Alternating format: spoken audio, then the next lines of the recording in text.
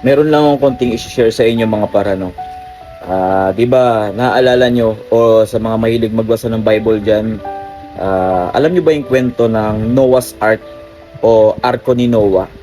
'Di ba, inutusan ng Diyos si Noah na gumawa ng isang malaking arko dahil nga sa paparating na ilang araw na malalakas na pagbuhos ng ulan at babahain yung buong lugar na yon, 'di ba? Meron pa nga doon na may mga senaryo pa nga doon na nung nabuo na niya yung arko, hindi naniniwala sa kanya yung mga tao, walang naniniwala sa kanya, pinagtatawanan pa siya ng mga tao, pero sinunod pa rin niya yung utos ng Diyos. Pero kung mapapansin nyo, doon sa pinagawa na barko ng Panginoon kay Noah, meron dalawang pinaka-importante na wala.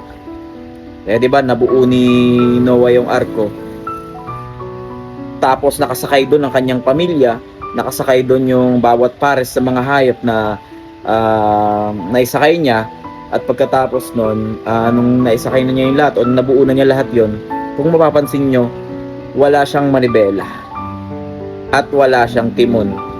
Yung manibela po is yung para sa mga hindi nakakaalam dyan, manibela po yung nagko-control kung saang direksyon ka pupunta, kung saan direksyon mo gusto pamuntahin yung barko. At yung timon naman, yun yung kaduktong ng manibela dun sa ilalim. Kaya pag inikot mo yung manibela, yun yung timon, liliko yun. Kumbaga, ayun, yun yung control ng barko. Pero bakit nga ba pinagawa ng Panginoon kay Noah ang barko na walang manibela? Ito lang yung dahilan diyan. Pinagawa ng Panginoon yung barko kay Noah para magligtas ng mga tao, magligtas ng mga hayop. Pero hindi po si Noah ang magmamaneho ng barko na yon. Dahil ang barko na yon ay nasa pamamahala ng ating Panginoon, na siya yung magmamaneho ng barko na yun, na siya na ang bahala sa pamilya ni Noah at sa mga taong maliligtas at dun sa mga hayop na nasa loob nun.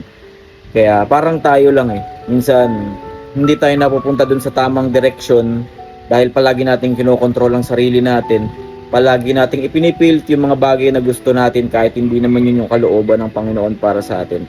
Minsan napupunta tayo sa mga bagay or sa sitwasyon na sobrang masama, sobrang pangit na sitwasyon, na pupunta tayo doon dahil yun yung mga bagay na ipinipilit natin. Yun yung mga bagay na hindi naman dapat pero ginagawa natin. Siguro minsan pakinggan din natin kung ano yung gusto ng Panginoon para sa atin, para naman magaya tayo kay Noah na kahit hindi natin alam ang patutunguhan natin, at least nasa tamang landas tayo at sinusunod natin ng Panginoon.